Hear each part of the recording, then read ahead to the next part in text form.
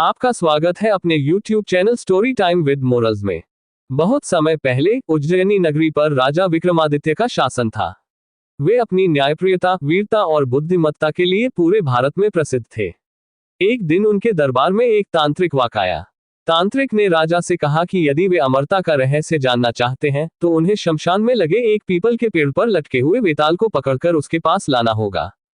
राजा विक्रमादित्य अपने वचन के पक्के थे। उन्होंने तांत्रिक की चुनौती स्वीकार कर ली। एक अंधेरी रात राजा अकेले अपनी तलवार लेकर शमशान पहुंचे। चारों ओर भयानक सन्नाटा था और दूर दूर तक सिर्फ डरावना माहौल था। पीपल के पेड़ पर एक रहस्यमयी वेताल उल्टा लटका हुआ हंस रहा था। राजा ने बिना किसी भय के वेताल को पकड़ लिया और अपने कंधे पर डालकर चल पड़े। लेकिन वेताल कोई साधारण प्राणी नहीं था। उसने राजा से कहा कि वह रास्ते में एक शर्त रखेगा। यदि राजा ने चुप्पी तोड़ी तो वह वापस उड़कर पेड़ पर चला जाएगा। राजा ने शर्त मान ली। रास्ते में वेताल ने राजा को एक कहानी सुनाई।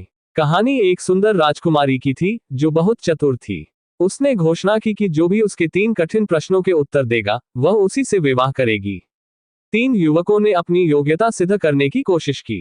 पहला युवक उसके लिए पूरी दुनिया के बहुमूल्य रत्न लाया। दूसरा युवक एक बार उसकी जान बचाने के लिए अपनी जान जोखिम में डाल दी और तीसरा युवक हर कठिन परिस्थिति में उसके साथ खड़ा रहा। वेताल ने राजा से पूछा, आप बताएं, इन तीनों में से राजकुमारी का सच्चा जीवन साथी कौन होना चाहिए?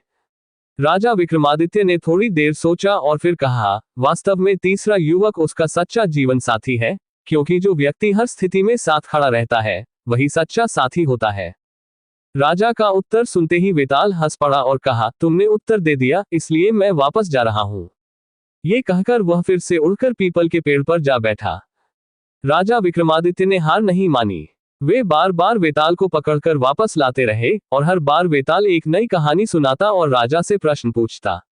लेकिन राजा हमेशा बुद्धिमत्ता से उत्तर देते। आखिरकार राजा ने वेताल को पकड़कर तांत्रिक के पास पहुंचा दिया। लेकिन तभी वेताल ने राजा को चेतावनी दी, महाराज, ये तांत्रिक आपको धोखा देकर बलि चढ़ाना चाहता है ताकि वह अपार शक्तियां प्राप्त कर सके। जैसे ही वह अनुष्ठान पूरा करे उसे मार डालिए, अन्यथा आपका जीवन खतरे में पड़ जाएगा। राजा विक्रमादित्य ने वेताल की बात मानी।